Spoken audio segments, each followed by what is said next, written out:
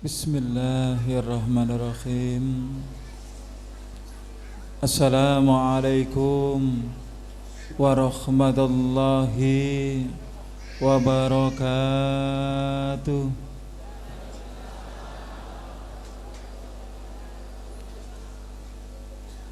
Innal hamdalillah nahmaduhu wa nasta'inuhu wa nastaghfiruh wa na'udzu billahi min sururi anfusina wa min sayyiati a'malina may yahdihillahu fala mudhillalah wa may yudlil fala hadiyalah. Asyhadu an la ilaha illallah wahdahu la syarikalah wa asyhadu anna Muhammadan abduhu wa rasuluh. Ya ayyuhalladzina amanu taqullaha haqqa tuqatih wa la tamutunna illa wa antum muslimun. Amma ba'd, fa inna asdaqal hadithi kitabullah wa khairal huda huda Muhammadin sallallahu alaihi wasallam wa syarrul umuri muhdatsatuha wa kullu muhdatsatin bid'ah wa kullu bid'atin dhalalah wa kullu dhalalatin finnar. Yang saya hormati kepada Bapak Kiai, Bapak Ustadz, yang saya hormati kepada Bapak Kapolsek beserta jajarannya, Ibu Camat, begitu juga Bapak Ibu hadirin yang dimuliakan Allah Subhanahu wa ta'ala. Puji syukur kita panjatkan kepada Allah. Salawat serta salam semoga tetap tercurahkan kepada baginda Rasulullah sallallahu alaihi wasallam bersama keluarga, para sahabat dan pengikut sunnah-sunnahnya. Bapak Ibu hadirin, saudaraku kaum muslimin yang dimuliakan Allah Subhanahu wa ta'ala. Alhamdulillahirabbil alamin. Pada kesempatan malam hari ini saya bisa silaturahim di hadapan Bapak Ibu sekalian. Dan alhamdulillah Bapak Ibu sekalian, saya telah mendapatkan hidayah dari Allah Subhanahu wa ta'ala pada tahun 1995. Alhamdulillah Bapak Ibu sekalian, saya yang lahir dari keluarga besar agama Hindu, saya yang berkasta seorang Brahmana, saya yang berpendidikan dari pendidikan guru agama Hindu. Jadi kalau tadi ada Bapak Kepala Desa, beliau bersaing dengan saya, cuma beliau sarjana dari Islam, saya sarjana dari agama Hindu. Nama saya tadi sudah disampaikan, asli Ida Bagus Erit Budi Finarno. Saya lahir di Tabanan, Bali. Alhamdulillah akhirnya diajak hijrah ke Jawa Timur. Dan alhamdulillah juga gelar seorang Brahmana yaitu Ida Bagus juga Allah memberikan kemurahan kepada saya. Wajah saya juga bagus, tidak mengecewakan. Mohon maaf bapak-bapak, tidak boleh iri. Bapak Ibu hadirin yang saya hormati, kenapa saya memilih Islam? Bapak Ibu yang saya hormati, kalau saya mau jujur bahwa sebenarnya saya ini tidak ada punya keinginan, apalagi cita-cita ingin memeluk agama Islam. Jujur. Karena apa? Segala fasilitas sudah saya dapatkan, segala kenikmatan dunia sudah saya dapatkan di dalam agama Hindu. Saya dahulu menjadi Romo Suringgih, mukafaah saya 1 bulan itu 2,5 juta. Kalau takmir masjid kita ini mukafaahnya berapa Ustaz? Mukafaahnya surat Ikhlas gratis. Koyok ngene Islam materi maju sekondi. Makanya ketika saya masuk di daerah-daerah rawan, melihat dai-dai kita, takmir kita, jadi celananya tuh sampai ngepir gitu, sarungnya sampai ngepir. Para akhnia tidak memperdulikan, yang diperdulikan apa? Pokoknya masjidnya itu nanti diberi dana, masjidnya nanti megah, ya sudah urusan dai, urusan sendiri, cari-cari sendiri. Itu kalau di Blitar, tidak tahu lek nanti beri tambah nemen. Bapak Ibu, kenapa saya memilih agama Islam? Saya sudah lelah dengan janji-janji yang diberikan kepada saya. Saya sudah lelah dengan ritual-ritual yang harus saya lakukan, karena ritual di dalam agama Hindu sangatlah berat, aturan-aturan di dalam ajaran agama Hindu sangatlah mengikat. Suatu contoh Bapak Ibu sekalian, ketika ada saudara Muslim, saudara Hindu mau makan atau mau minum kopi, itu tidak boleh langsung diminum, jadi dibuang sedikit, atau mau makan, makannya ditaruh di tisu itu, dibuang sedikit. Untuk apa? Dipersembahkan kepada Betara. Ketika saya masuk agama Islam ditanya Betara siapa, itu namanya Betara Semut. Karena sampai detik ini tidak pernah saya temukan Betara siapa itu. Itu sampai detik ini Bapak Ibu sekalian. Begitu juga ketika saudara Hindu lewat di sektre itu pembakaran mayat, tempat pembakaran mayat atau ngaben, atau juga lewat di kuburan. Biasanya orang yang beragama Hindu itu klakson sepedanya dulu. Jadi mau lewat itu diklakson dulu din gitu, walaupun tidak berpapasan dengan saudara yang lain.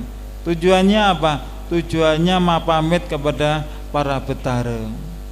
Makanya kalau ada umat Islam lewat di kuburan atau di tempat yang katanya angker, klaksonnya dibunyikan, itu sebenarnya niru-niru orang yang beragama Hindu. Seharusnya bukan membunyikan klakson, baca doa ta'awudz yang diajarkan oleh Rasulullah Shallallahu Alaihi Wasallam. Bapak Ibu sekalian yang saya hormati, pada mulanya saya mempelajari ilmu yoga samadhi, yang yoga samadhi saat ini dipimpin untuk negeri saat ini dipimpin oleh Sai Baba untuk yang ada di India, sedangkan yang ada di Bali dipimpin oleh Adnan Krishna. Setelah saya mempelajari yoga samadhi Bapak Ibu sekalian di Pura Mandaragiri Lumajang, ini saya bikin background di belakang ini. Inilah Pura Mandaragiri yang ada di Lumajang, pura tertua dan pura yang dijadikan kiblat oleh orang yang beragama Hindu. Mereka tidak akan ibadahnya sempurna sebelum datang ke Pura Mandaragiri Lumajang. Setelah saya pelajari, saya amalkan di tempat-tempat ibadah kami, dan alhasil banyak kaum muslimin, juga banyak orang-orang yang beragama Hindu yang mempelajari yoga samadhi itu. Akhirnya disitulah Bapak Ibu sekalian, dengan jujur saya katakan, banyak saudara kaum muslimin saya pengaruhi, banyak saudara kaum muslimin yang saya ajak masuk ke dalam agama saya dahulu. Gerakan kami dicium dai-dai dari umat Islam, seakan dai-dai dari umat Islam tidak akan memberikan kesempatan kepada kami. Akhirnya saya sebagai pimpinan, saya sowan kepada Romo Pinandita. Beliau menyarankan saya untuk menyempurnakan yoga samadhi dengan mempergunakan mantra Trayambakam. Beliau mengatakan, siapapun yang mengamalkan yoga samadhi dengan mempergunakan mantra-mantra yang bagam, dia akan mendapatkan kekuatan supernatural dari Trimurti, 3 manifestasi Ida Sang Hyang Widiwasa, Dewa Brahma, Dewa Wisnu, Dewa Siwa. Dengan catatan harus berpuasa selama 7 hari 7 malam. Saya terima Bapak Ibu, Ayah Bunda yang saya hormati, persyaratan dari Pinandeta saya pulang sampai di rumah saya minta doa restu dari ayah ibu saya. Setelah saya diberi restu, pada hari berikutnya saya lakukan persemadian itu. Di hari yang pertama terus saya baca mantra-mantra yang bagam. Hari yang pertama, kedua, hari yang ketiga terus saya baca mantra-mantra yang bagam. Di saat hari yang ketiga, Bapak Ibu sekalian, saya diuji Tuhan. Pada malam hari itu saya diuji Tuhan, datanglah ribuan nyamuk. Yang nyamuk itu seakan-akan mau menggigit, mau menghisap darah saya. Saya bacakan mantra-mantra yang bagam, nyamuk itu hilang. Hari yang keempat, hari yang kelima, terus saya baca mantra-mantra yang bagam, Bapak Ibu sekalian. Di malam hari yang kelima saya juga diuji Tuhan. Kenapa saya katakan saya diuji Tuhan? Karena pada malam hari itu saya benar-benar mencari Tuhan saya. Pada malam hari itu benar-benar saya ingin menemui dewa-dewa saya. Di malam hari yang kelima saya diuji Tuhan, datanglah bau busuk yang timbul dari tubuh saya. Saya bacakan mantra-mantra yang bagam, bau busuk itu hilang. Yakin, mantap di dalam hati saya bahwa kekuatan yang bisa mencapai supernatural Trimurti adalah mantra-mantra yang bagam. Semakin semangat saya, semangat berkobar-kobar di dalam hati saya. Hari yang kelima, hari yang keenam, terus saya baca mantra-mantra yang bagam. Hari yang ketujuh,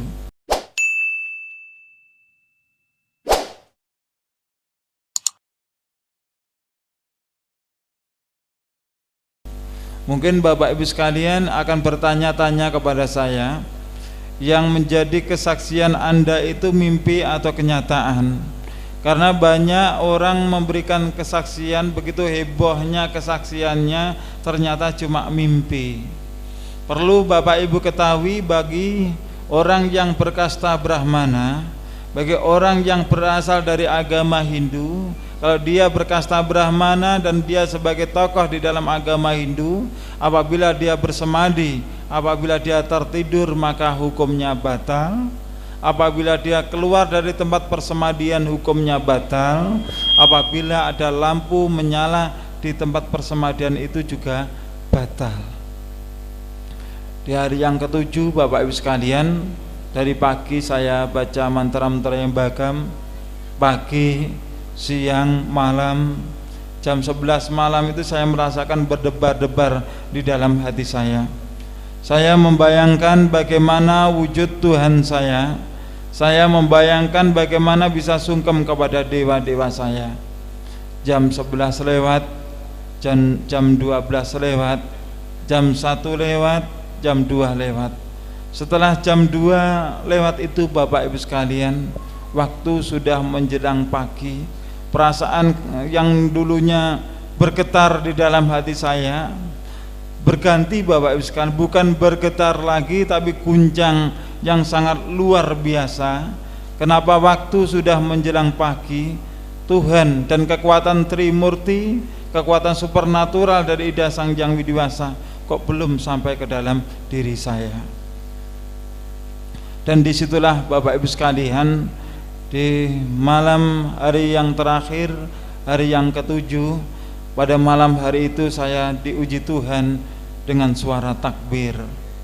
Allahu Akbar, Allahu Akbar, Allahu Akbar walillahil hamd. Allahu Akbar, Allahu Akbar, Allahu Akbar walillahil hamd. Saya demi Allah, Bapak Ibu sekalian, masih sadar bahwa besok itu bukanlah hari raya Idul Fitri, besok itu bukanlah hari raya Idul Adha. Suara takbir saya dengar semakin lama semakin keras Bapak Ibu sekalian. Suara takbir saya dengar semakin lama semakin jelas. Karena berangkat ingin memusuhi Islam, karena berangkat ingin menghancurkan agama Islam, maka suara takbir saya lawan dengan mantra-mantra yang bakam. Apa yang terjadi Bapak Ibu sekalian? Suara takbir saya lawan dengan mantra-mantra yang bakam, bukan hilang Bapak Ibu sekalian. Suara takbir semakin lama semakin kuat, suara takbir semakin lama semakin jelas. Apakah saya sudah tunduk dengan suara takbir itu? Apakah saya sudah bisa menerima din agama Islam sebagai agama saya? Belum Bapak Ibu sekalian. Kesombongan masih ada di dalam hati saya. Pagi hari dengan perasaan kecewa saya batalkan ritual itu. Siang hari saya sudah mampu untuk makan Bapak Ibu sekalian, walaupun hanya beberapa sendok. Sore hari saya ke rumah bibi saya. Kebetulan bibi saya sudah masuk Islam karena dinikahi saudara muslim. Saya di rumah beliau. Saya menemukan di ruang tamu itu, saya menemukan buku pasolatan. Saya buka buku pasolatan itu. Saya di lembar pertama menemukan tulisan kabirau alhamdulillah katsira wa subhanallahi bukrata wa asila. Saya tidak membaca tulisan Arabnya, tapi saya membaca artinya, bahwa artinya maha besar Allah, maha suci Allah sepanjang pagi dan petang. Saya baca artinya, gemetar di dalam hati saya sampai keluarlah keringat dingin saya. Saya terheran-heran Bapak Ibu sekalian, kenapa bacaan yang seperti ini saya baca timbul kekuatan yang sangat luar biasa, dan Islam saat itu saya rasakan benar-benar luar biasa. Saya rasakan di dalam hati saya bahwa Islam sangatlah sejuk, Islam begitu nikmat dan damai dan bahagia. Dan akhirnya disitulah Bapak Ibu sekalian, saya bisa menyimpulkan apakah suara takbir tadi malam itu pertanda saya harus masuk agama Islam. Niat kuat ingin memeluk agama Islam Bapak Ibu sekalian. Saya akhirnya berpamitan bibi saya, tapi tidak pulang. Saya ke rumah salah seorang ustadz. Akhirnya saya sampaikan kepada beliau bagaimana supaya saya ini bisa memeluk agama Islam. Dan akhirnya disitulah Bapak Ibu sekalian, saya disyahadatkan asyhadu alla ilaha illallah wa asyhadu anna muhammadar rasulullah. Beliau berpesan kepada saya, antum sekarang sudah muslim, syaratnya orang muslim harus sholat, dan antum harus mengamalkannya. Ini ada buku pasolatan, kamu pelajari, dan kamu harus menjalankan sholat 5 waktu. Saya bawa Bapak Ibu sekalian buku pasolatan itu sampai di rumah. Pada malam hari itu saya hafalkan gerakannya. Pagi hari saya lakukan sholat subuh yang perdana, tapi tidak sama dengan Bapak Ibu sekalian. Saya takbiratul ikram, Allahu Akbar, baca bismillahirrahmanirrahim. Saya ruku, baca bismillahirrahmanirrahim. Saya sujud, baca bismillahirrahmanirrahim. Alhamdulillah Bapak Ibu sekalian, hidayah benar-benar diberikan kepada saya. Walaupun saya cuma membaca basmalah, sholat saya istiqomah. Saya sholat dengan sembunyi-sembunyi Bapak Ibu sekalian. Dan akhirnya sesuatu yang sudah saya bayangkan, sesuatu yang sudah saya khawatirkan, akhirnya kejadian juga. Jadi pada saat itu kejadiannya, saya sedang sholat asar. Saya biasanya itu saya sholat di dalam, pintu itu saya tutup, terus saya kunci dari dalam. Namun pada saat itu saya lupa untuk menutupnya Bapak Ibu sekalian. Saya sedang sholat, lewatlah ayah saya. Saya masih teringat dengan jelas Bapak Ibu sekalian, bahwa di dalam sholat asar saya itu, saya tidak merasakan khusyuk lagi. Saya membayangkan apa yang terjadi kalau sampai tahu bahwa saya ini sudah memeluk agama Islam. Benar Bapak Ibu sekalian, seusai sholat ayah saya langsung bertanya, kamu sekarang sudah beragama Islam ya? Karena sudah ketahuan, saya jawab dengan jujur, iya ayah, saya sudah memeluk agama Islam. Dengan keterangan itulah Bapak Ibu sekalian, betapa marahnya beliau kepada saya. Mau kamu bawa kemana harga dirimu, mau kamu bawa kemana martabat keluargamu kalau kamu memeluk agama Islam. Dengan harapan saya bisa murtad lagi dari agama Islam, ayah sampaikan kepada paman, paman sampaikan kepada pimpinan. Esok harinya saya diberi undangan paksa untuk mempertanggungjawabkan perbuatan saya. Saya disidang di hadapan mereka, dicaci maki, dihujat. Saya selalu berusaha untuk menahan diri saya Bapak Ibu sekalian. Dan pada saat itu datanglah paman saya dari arah pintu. Tentu saya sebagai keponakan berharap bahwa paman datang untuk menolong saya. Namun ternyata Bapak Ibu sekalian, paman datang bukan untuk menolong saya, justru paman datang untuk melampiaskan marahnya kepada saya karena saya tetap memilih Islam sebagai agama saya. Beliau datang langsung meludahi wajah saya. Perasaan malu Bapak Ibu sekalian, tatkala kita ini dicaci maki, tatkala kita ini disudutkan, masih diberi ludah dari paman saya. Seusai saya disidang, saya pulang. Sampai di rumah dimarahi ayah ibu saya, dimarahi 5 saudara saya. Saya selalu berusaha menghindar dari mereka. Dan disitulah Bapak Ibu sekalian, peranan dari paman saya yang paling besar. Beliau mengancam-ngancam saya, kalau kamu tetap beragama Islam, kalau kamu tetap mempermalukan keluargamu, maka kamu nanti akan kubunuh. Saya merasakan bahwa ucapan paman saya itu hanyalah gertakan Bapak Ibu sekalian. Saya pun juga tidak ada buruk sangka kepada paman saya. Tapi ternyata Bapak Ibu sekalian, ucapan paman saya itu benar-benar dibuktikan. Jadi kejadiannya pada saat itu saya di rumah sendirian. Karena tidak ada persiapan, juga tidak ada perasaan jelek kepada paman saya. Saya pernah Bapak Ibu sekalian, demi memeluk agama Islam ini, saya disergap dari belakang. Saya sudah pernah Bapak Ibu sekalian, demi memeluk agama Islam, tangan saya diikat. Demi memeluk agama Islam Bapak Ibu sekalian, saya sudah pernah leher saya mau digorok. Saat pisau sudah menempel di leher saya Bapak Ibu sekalian, saya dalam keadaan benar-benar sudah kritis. Tidak ada sesuatu yang bisa saya lakukan Bapak Ibu sekalian, kecuali hanya memohon kepada Allah, ya Allah, sekiranya Islam ini adalah jalan yang Kau tunjukkan kepadaku.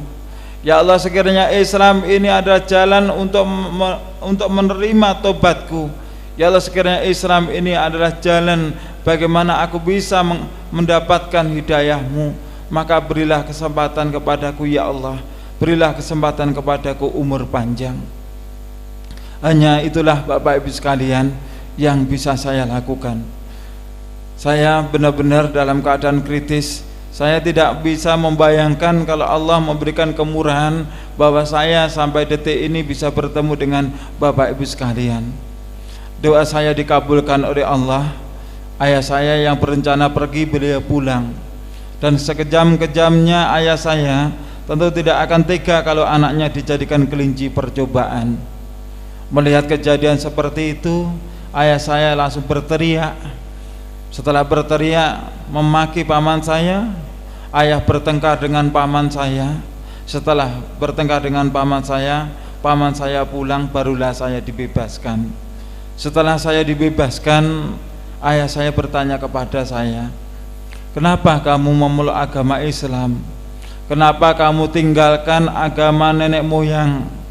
Kenapa kamu meninggalkan agama nenek moyang gara-gara kamu memeluk agama Islam, keluarga kita pecah seperti ini?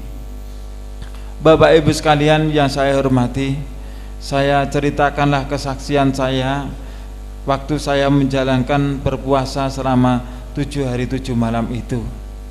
Ayah, demi Allah yang telah menciptakan kita semua ayah, kenapa saya memilih agama Islam?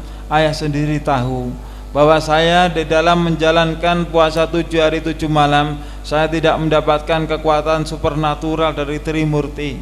Namun ayah, demi Allah, di dalam puasa saya itu, di hari yang ketiga, saya diuji Tuhan, datanglah ribuan nyamuk, saya bacakan mantra-mantra yang bakal hilang.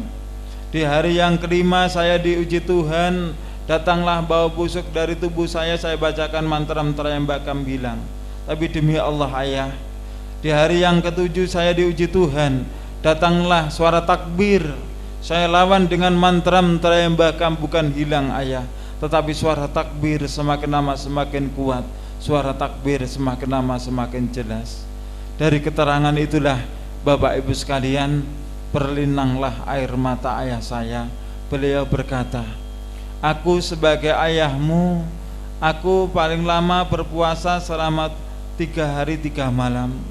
Namun kamu sebagai anakku, kamu pertaruhkan nyawamu demi mencari kebenaran. Kamu pertaruhkan nyawamu demi mendapatkan kekuatan dari Ida Sang Hyang Widi. Bagaimana kamu bisa memeluk agama Islam? Ayah, kalau dahulu kita mensyahadatkan saudara kita muslim, saudara Islam masuk ke dalam agama kita syahadatkan Om Swastiastu, Om Awikenamastu, Ekam Eva Atityam Brahman, mengadakan sajen-sajen, mengadakan pemohonan terta, mengadakan selamatan, baru dia bisa masuk agama Hindu. Tapi kalau ayah ingin memeluk agama Islam, ayah cukup membaca kalimat syahadat, ayah sudah beragama Islam. Alhamdulillah Bapak Ibu sekalian, ayah saya diberi hidayah oleh Allah Subhanahu wa Ta'ala. Beliau minta untuk disyahadatkan. Akhirnya kami berjabat tangan, saya syahadatkan ayah saya, asyhadu alla ilaha illallah wa asyhadu anna Muhammadar Rasulullah. Suatu kebanggaan bagi saya, seorang anak yang sudah bisa membawa orang tua saya kembali ke jalan yang benar, yaitu agama Islam. Namun Allah Maha Besar, ayah bunda, seusai ayah saya membaca syahadat, selang beberapa hari kemudian beliau meninggalkan saya untuk selama-lamanya. Beliau meninggal dunia. Perasaan sedih Bapak Ibu sekalian, satu-satunya keluarga yang sudah memeluk agama Islam, ayah saya, kini meninggalkan saya untuk selama-lamanya. Saya berusaha menambahkan hati saya. Seusai kepergian ayah saya 5 saudara dikumpulkan dan diberi harta waris peninggalan beliau. Setelah harta waris sudah saya terima, saran dari ustadz yang telah mensyahadatkan saya supaya harta waris itu dijual dan ditabungkan di ONH. Alhamdulillah, tahun 1995 saya memeluk agama Islam. Tahun 1996 saya dipanggil oleh Allah untuk menunaikan ibadah haji ke Mekah Al-Mukarramah. Di hadapan Baitullah saya memohon kepada Allah, ya Allah, ampunilah dosa ayahku, ya Allah, ampunilah dosa ibuku, ya Allah, ampunilah dosa saudara-saudaraku. Berilah hidayah kepada mereka ya Allah, panggillah mereka ke jalan-Mu, panggillah mereka dalam agama Islam ya Allah. Alhamdulillah Bapak Ibu sekalian, doa saya juga dikabulkan oleh Allah. Sepulang haji, akhirnya disusul kemudian ibu saya memeluk agama Islam. Begitu juga berturut-turut 5 saudara saya yang dulu beragama Hindu kini sudah memeluk agama Islam. Jadi kami semua dari keluarga besar agama Hindu kini sekarang sudah menjadi keluarga besar agama Islam. Di kesempatan malam yang sangat berbahagia ini, saya minta doa restu dari Bapak Ibu sekalian, semoga keislaman keluarga kami diterima oleh Allah Subhanahu wa Ta'ala. Bapak Ibu hadirin, yang saya hormati, itulah kesaksian saya kenapa saya memeluk agama Islam. Dan saya juga membawa berita gembira Bapak Ibu sekalian, meliputi dari Pusung Dhuwur, Argosari Krajan, Bangkalan Puncak, Ranupane, Cepokoayu, Wonoayu. Alhamdulillah dalam kurun waktu 5 tahun ini kita sudah bisa mensyahadatkan saudara kita yang berasal dari agama Hindu sebanyak 365 yang berasal dari agama Hindu memeluk agama Islam. Ini pensyahadatan di tahun kemarin bersama Bapak Wakil Bupati Lumajang. Bapak Ibu sekalian yang saya hormati, saat saya membawa saudara saya yang berasal dari agama Hindu masuk agama Islam, saya mendapatkan beberapa kemudahan ketika saya berhadapan dengan mereka dari kalangan menengah ke bawah. Tapi saya justru sekarang merasakan berat ketika saya mengislamkan orang Islam. Jadi saya membawa orang Hindu masuk agama Islam, saya mendapatkan kemudahan, namun saya benar-benar merasa kesulitan ketika mengislamkan orang yang beragama Islam. Halo? Halo? Loh, apakah orang yang beragama Islam ini harus disyahadatkan kembali? Bukan itu yang saya maksud Bapak Ibu sekalian, tapi mengajak kembali ke jalan yang benar, yaitu Al-Quran dan sabda Rasulullah Sallallahu Alaihi Wasallam. Tapi Bapak Ibu sekalian, ketika saya berhadapan dengan tokoh-tokoh dari agama Hindu, saya pun juga mendapatkan kesulitan. Mereka mengatakan bahwa agama Hindu dengan agama Islam itu katanya sama. Maka masalah itu saya bawa di hadapan Bapak Ibu sekalian, apakah benar agama Hindu dengan agama Islam itu sama? Halo, apakah sama Bapak Ibu? Baik, mari kita buktikan bahwa agama Hindu dengan agama Islam tidak sama. Jadi Bapak Ibu sekalian, supaya kajian kita ini benar-benar efektif dan kita itu benar-benar harus bisa membedakan apa yang namanya sebuah kesombongan, apa yang namanya kita di dalam kajian ini lagi mikir atau tidak. Jadi kalau kita pada kesempatan malam hari ini kita bisa berpikir, yang artinya kita mampu untuk membandingkan, insya Allah kita nanti akan bisa kembali ke jalan yang benar, yaitu Al-Quran dan As-Sunnah. Dalam kesempatan malam hari ini saya tidak banyak memberikan nasihat kepada Bapak Ibu sekalian, justru saya mau mengajak sharing. Bapak Ibu sekalian kan lahir sudah beragama Islam, jadi hafalannya Al-Quran maupun Al-Hadisnya lebih banyak daripada saya. Bapak Ibu sekalian, saya dari sarjana agama Hindu. Dari beberapa kitab Bhagavad Gita, Yajurveda, Rigveda, Samaveda, Atharvaveda, terus juga Manawadharma Sastra, Bhavisa Purana, sudah banyak yang saya pelajari dan juga sudah banyak yang sudah saya hafalkan. Saya mau mengajak sharing dengan Bapak Ibu sekalian, kalau nanti terbukti kita nanti di dalam Al-Quran maupun sabda Rasulullah Sallallahu Alaihi Wasallam itu tidak kita temukan dasar dan dalilnya, dan saya nanti bisa membuktikan ternyata dasar dan dalilnya itu berasal dari agama Hindu, maka wajib kita tinggalkan. Bapak Ibu setuju enggak? Setuju loh ya.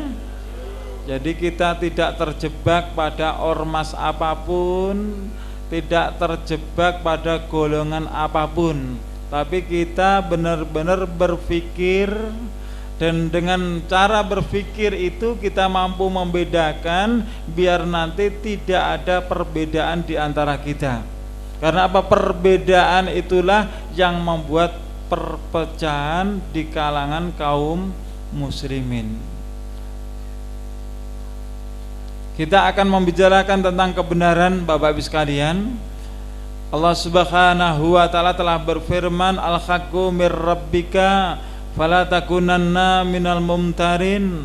Al-haqqu yaitu kebenaran, mir rabbika datang dari Tuhanmu. Fala takunanna minal mumtarin, maka kamu janganlah ragu-ragu. Begitu juga Allah telah berfirman di dalam surat Al-An'am ayat 82, alladzina amanu wa lam yalbitsu imanahum bidzulmin ulaika lahumul amnu wa hum muhtadun. Orang-orang yang beriman adalah orang yang tidak mencampur adukkan keimanan mereka dengan kesyirikan. Orang yang beriman adalah orang yang tidak mencampur adukkan antara ajaran Hindu dengan ajaran agama Islam. Orang yang beriman adalah orang yang tidak mencampur adukkan antara yang hak dengan yang batil.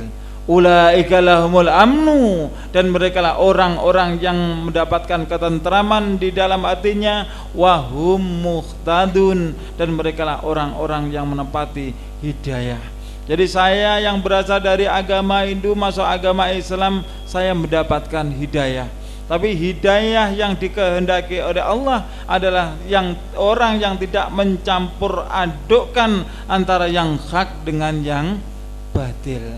Walaupun saya sudah masuk agama Islam, amaliyah saya, ibadah saya tetap berasal dari agama Hindu, maka saya pun percuma masuk agama Islam. Allah Subhanahu wa taala telah memperingatkan kita, Bapak Ibu sekalian, di dalam surat Al-Baqarah ayat yang ke-82, walladzina amanu wa amilus solihati ulaika ashabul jannah hum fiha khalidun. Dan orang-orang yang beriman serta beramal soleh, ya, kita pahami beriman dan beramal soleh, bukan beramal yang salah. Mereka itu adalah penghuni surga dan mereka kekal di dalamnya. Al-Quran surat Al-Maidah ayat yang ketiga, Allah telah berfirman bahwa pada hari ini telah kusempurnakan untuk kamu agamamu, dan telah kucukupkan kepadamu nikmatku, dan telah kuridhoi Islam itu menjadi agama bagimu. Islam sudah sempurna, tidak ada cacat sedikit pun. Namun saat ini Bapak Ibu sekalian, kaum muslimin banyak meremehkan hadis sahih yang diriwayatkan oleh Ibu Aisyah radhiyallahu anha, bahwasanya Rasulullah sallallahu alaihi wasallam telah bersabda, man amila amalan laisa alaihi amruna fahuwa raddun. Barang siapa yang mengamalkan sesuatu amalan dan amalan itu tidak ada contohnya, maka amalan itu tertolak. Ini beberapa rujukan kajian kita pada malam hari ini, Bapak Ibu sekalian. Kitab suci, Surti Weda, Samaweda, Rigweda, kitab Itihasa sebagai rujukan kita malam hari ini. Bisa Bapak Ibu sekalian perhatikan di media Nusantara, media Hindu, Gubernur Bali mengeluhkan proposal ritual miliaran rupiah. Umat Hindu di Jembrana Bali terus menurun jumlahnya. Gara-gara sulit mencari janur, gara-gara tidak mampu melakukan selamatan, akhirnya pindah agama, masuk agama Islam. Wong Hindu iso mikir, Bapak Ibu sekalian, kalau di dalam agama Islam itu agama yang tidak ada penekanan. Apa yang dilakukan di dalam agama Islam itu sesuai dengan kemampuan.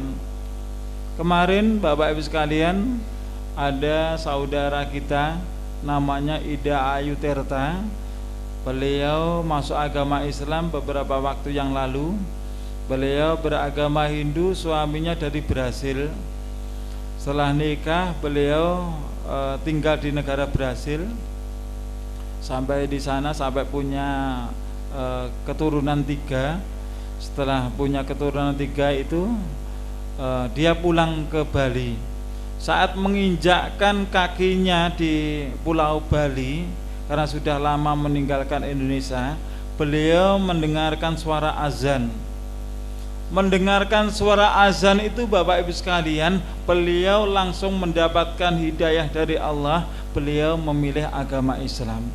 Suaminya marah-marah, kalau kamu ingin pindah agama, boleh ke Kristen atau ke Katolik atau ke Buddha, tapi jangan masuk agama Islam. Itu suaminya. Tapi apa yang beliau lakukan? Saya tetap memilih agama Islam. Kalau sampean tetap memilih agama Islam, sampean tak cerai, sampean tak beri harta secuil pun dari rumah tangga ini. Beliau tetap memilih agama Islam. Luar biasa Bapak Ibu sekalian. Bahkan di sini diterangkan budaya Jawa hanya tinggal sejarah bila orang Jawa keluar dari agama Hindu. Agama Hindu adalah agama misi, misinya yaitu mempengaruhi, misinya adalah berusaha mencampur adukkan antara tradisi dengan ajaran agama Islam. Agama Hindu adalah agama misi, dikatakan oleh Ida Waisnawa Pandita Damodara Panditdasa, dan Hindu pasca Majapahit masih mencari bentuk. Mereka punya keyakinan walaupun walaupun agama Hindu itu adalah minoritas, namun yang mengamalkan ajaran agama Hindu adalah mayoritas. Maka apabila di negeri kita ini, umat Islam ini mau mengamalkan ajaran-ajaran agama Hindu, kelak nanti kalau mati tidak menyebut Tuhannya adalah Allah, tapi menyebut Tuhannya adalah Ida Sang Hyang Widi, maka orang yang beragama Islam dan orang yang beragama Hindu akan bersama-sama masuk ke dalam alam nirwana. Dia di dalam alam keabadian, yaitu di alam moksa. Itu keyakinan mereka. Di sini dikatakan Hindu Nusantara atau Hindu Indonesia. Hindu itu adalah minoritas, tapi yang mengamalkan ajaran agama Hindu adalah mayoritas. Dan satu-satunya tradisi yang tidak ditiru oleh umat Islam saat ini cuma satu, yaitu ngaben. Jadi ketika ada saudaranya, ketika ada orang tuanya itu mau dibakar, umat Islam mikir, lu wong tuaku lek dibakar lak mesak nota. Ya satu ini yang tidak ditiru. Pertanyaan yang pertama, Garba Wedana. Apa Garba Wedana Bapak Ibu sekalian? Garba itu artinya perut, Wedana itu artinya yang lagi buncit atau persyaratan orang yang lagi hamil. Di dalam ajaran agama Hindu, persyaratan orang yang lagi hamil diantaranya ada sepasaran, ada telonan, ada tingkepan, ada piton-piton, ada penanaman ari-ari. Pertanyaan yang ingin saya lontarkan kepada Bapak Ibu sekalian, wonten Karangasem mriki nggih wonten sepasaran telonan tingkepan? Kathah. Kula wau Bapak Ibu sekalian ngapunten nggih, medal saking gerbang mriku munyer ngaten kalian ustadzipun, kula mboten nemokaken napa niku griyanipun tiyang Hindu niku. Halo. Lha sing pundi tiyang Hindu enten mriki? Mboten wonten. Lha sing ngamalne telonan sepasaran tingkepan tiyang agaminipun apa? Astagfirullahaladzim, banter bisa nemuni. Setunggal pertanyaan kalau lontarakan datang panjenengan Bapak Ibu sekalian. Hidayah niku kan datang tiba-tiba tuh. Hidayah itu tidak perlu waktu yang lama. Dan jenengan iki mengke saged ndamel kecerdasan jenengan benturkan kepada Al-Qur'an dan As-Sunnah, mungkin jenengan damel ngaten insyaallah jenengan mendapatkan hidayah. Jenengan pun nemakaken dasar dan dalilnya sepasaran tolonan tingkepan piton-piton. Ayo, pun nemakaken dasaripun. Dereng. Jujur tiyang Karangas manjane. Niki Pak Kapolsek luar biasa warga panjenengan jujur. Terus jenengan nglampahi sepasaran telonan tingkepan niku tujuan panjenengan apa? Melu mbae. Mbah sinten naminipun? Mbah Buyut. Terus Mbah Paijo. Wonten Mbah Surat wonten mriki napa mboten niki? Wonten Al-Qur'an, wonten surat Al-Baqarah ayat ingkang 170. Allah Subhanahu wa taala paring dawuh, wa idza qila lahum muttabi'u ma anzalallah qalu bal nattabi'u ma alfaina alaihi aba'ana aw kana aba'um la yaqiluna syai'a wa la yahtadun. Juga di dalam surat Al-Maidah ayat yang ke-104. Dan apabila dikatakan kepada mereka, ikutilah yang diturunkan oleh Allah, maka mereka menjawab, tidak, kami hanya mengikuti mbah-mbah kami hanya mengikuti nenek-nenek moyang kami. Alukana aba'um la yaqiluna syai'a wa la yahtadun. Walaupun orang tuamu, nenek moyangmu itu tidak mengetahui dan tidak mendapatkan petunjuk. Halo. Di dalam acara sepasaran telonan tingkepan piton-piton penanaman hari-hari, kula namung cerita mawon nggih. Jenengan ndak usah ketika saya memberikan kesaksian jenengan damel emosi mboten. Ngaji niku emosi mboten pareng, Pak. Ngaji kok emosi. Tapi kita pergunakan hati mata hati kita ini untuk menerima sebuah kebenaran. Bahwa kebenaran itu mutlak dari Allah, kebenaran itu hanya dari Al-Quran dan sabda Rasulullah Shallallahu Alaihi Wasallam. Sepasaran telonan tingkepan di dalam ajaran agama Hindu itu yang paling disakralkan diantaranya ini adalah waktu tingkepan. Tingkepan itu orang yang lagi hamil di usia yang ke-7 bulan. Wonten mriki 7 bulan ngaten. Astagfirullahaladzim. Biasanya Bapak Ibu sekalian di acara tingkepan ini di dalam ajaran agama Hindu biasanya dibacakan doa-doa, terutama dari kitab Yajurveda, dari kitab Manawa Dharma Sastra Weda Semerti.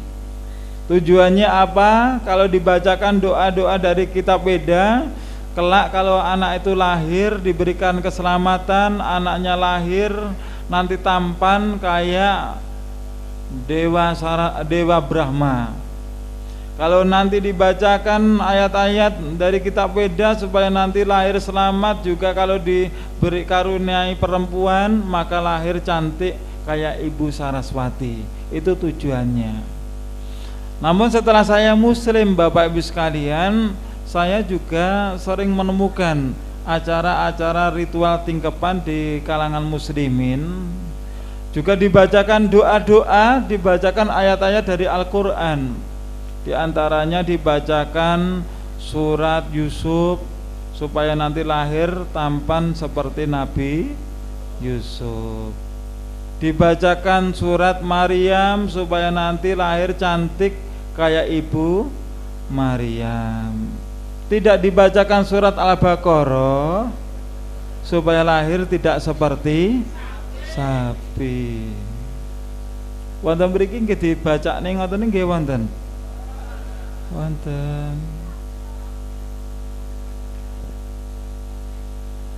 Dasar dari Garbhadana atau dasar dalil dari apa?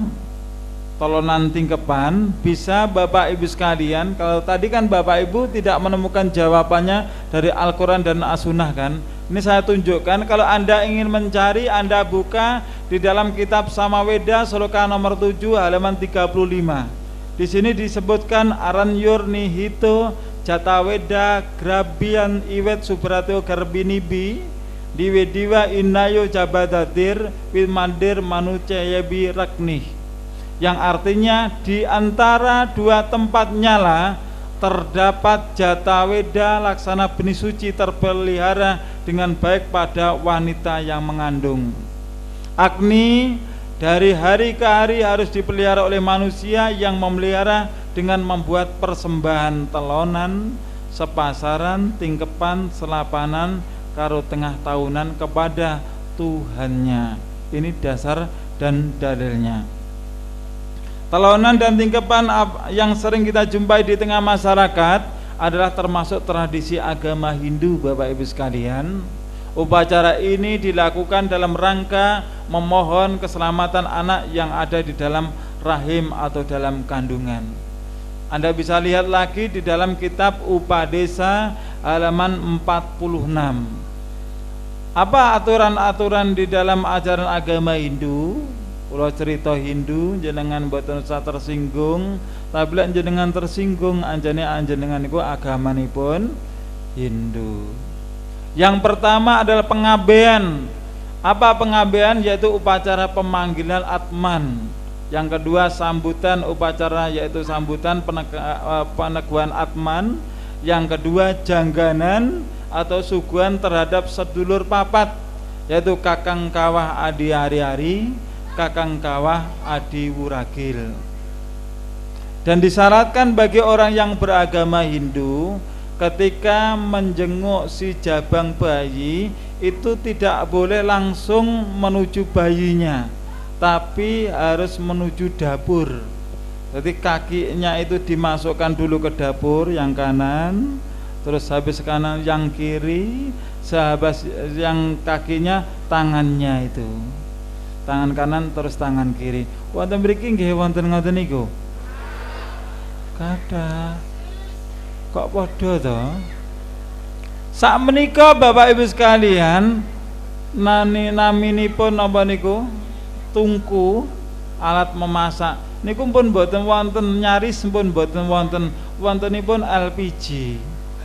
Mbok sekali-kali dipun coba ngoten lho. Sukune kali astane dilebetne teng LPG. Niki Bapak Ibu sekalian, sebagai bukti ritual di dalam ajaran agama Hindu dalam penyambutan lahirnya si jabang bayi atau yang sering disebut atonan tedak sinten, yaitu acara-acara penyambutan si jabang bayi. Biasanya beberapa makanan, begitu juga ada tumpeng. Niki kinten-kinten eco napa mboten Bapak Ibu? Upami temenan niki kinten-kinten eco napa mboten? Eco. Ini Bapak Ibu sekalian acara pemandian si jabang bayi. Sedangkan upacara terhadap ari-ari, sasampunipun bayi ini sampun Bapak Ibu sekalian, upacara terhadap ari-ari, setelah ari-ari terlepas dari si jabang bayi, lalu dibersihkan dengan air, lalu dimasukkan ke dalam tempurung atau dalam kelapa atau dalam kendil. Itu aturan agama Hindu. Setelah itu dimasukkan beberapa wanginan untuk sedulur papat limo pancer tadi, kemudian ditutup rapat-rapat. Dan setelah ditutup rapat-rapat ditanam di depan pintu. Kalau laki-laki itu di kanan pintu, kalau perempuan itu di kiri pintu. Wonten mriki nggih dipun tanam ngajeng griya ngoten. Lekne putri ditanam kiri pintu, lekne kanan nggih ditanam kanan pintu ngoten. Jenengan asal ilmu keng pundi lho, Pak? Kengene mbae malih. Mbae Islam napa Hindu kira-kira? Islam. Kok mbae panggah to? Jenengan mboten bikak wonten Al-Qur'ane. Wah, lah niki keliru jenengan. Al-Qur'an itu adalah dustur. Al-Qur'an itu adalah undang-undang. Undang-undang untuk manusia yang hidup di dunia dan bisa dibuktikan sampai di akhirat sana. undang-undang. Lah wong Islam ini saat ini melupakan undang-undang itu. Senengane lho dawuhe Pak Yai jarene ngono lho, lah piye meneh. Mbae jare ya ngono kok. Dan juga Bapak Ibu sekalian, bagi orang yang beragama Hindu, niki Hindu lho nggih. Lah nek ibuke nembe maringi mimik ngoten nika, bekas air susunya juga disiramkan di atas ari-arinya. Begitu juga sehabis memandikan, biasanya air untuk memandikan itu juga disiramkan di atas ari-arinya.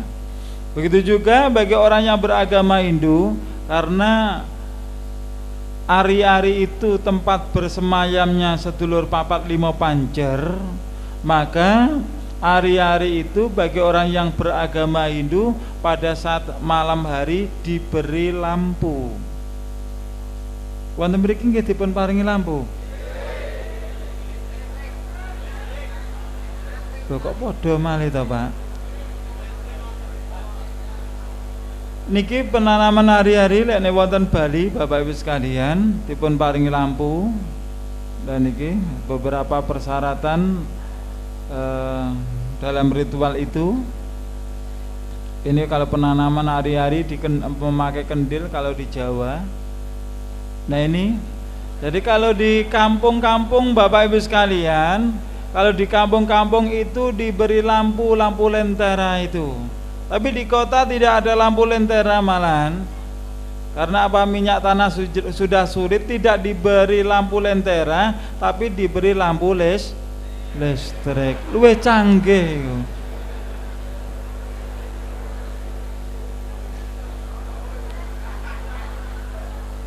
Lah kok padha to, Pak? Wonten mriki iki dipun paringi lampu listrik. Astagfirullahaladzim. Pak, Bu, kula nderek tanglet. Jenengan niku Islame pun suwe, nggih napa mboten? Lek Islam niku wis suwe, semakin suwe niku Islame dhewe niku semakin takwa, terus kula panjenengan semakin pinter. Nggih napa mboten? Ora semakin suwe tambah dedel. Ngertos jenengan dedel? Kula mboten dedel-dedel jenengan lho nggih. Apa tujuan Anda Bapak Ibu sekalian ketika anak Anda lahir terus di situ ada ari-ari jenengan kasih lampu, tujuan jenengan apa?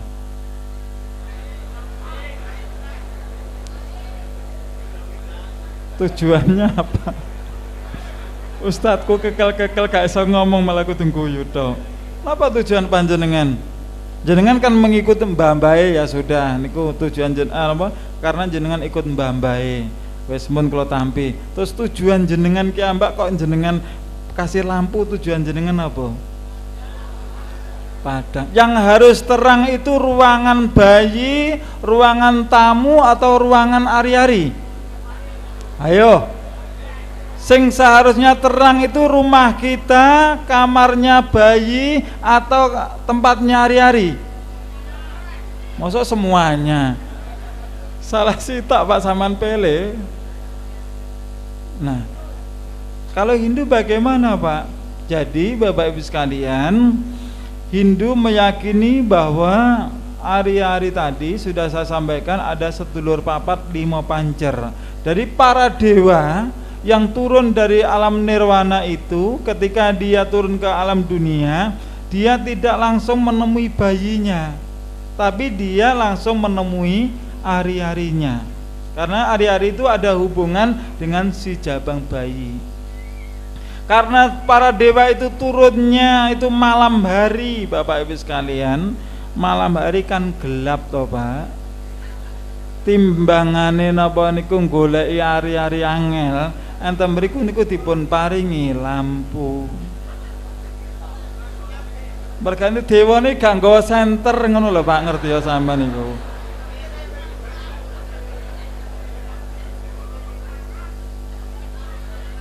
Coba Pak jenengan jawab jujur. Kira-kira sing kula aturne jenengan niki pomo jenengan pikir kali ati kalian pikir jenengan masuk akal napa mboten? Masuk akal napa mboten? Tidak masuk akal. Tapi tidak masuk akal lagi umat Islam tidak tahu terus meniru-niru. Itu tidak masuk akal lagi. Ora roh dalile. Melok mbah-mbahe wis mbahe yo gak ero, gak tahu ngaji pisan melok-melok wis gak masuk akal meneh niku.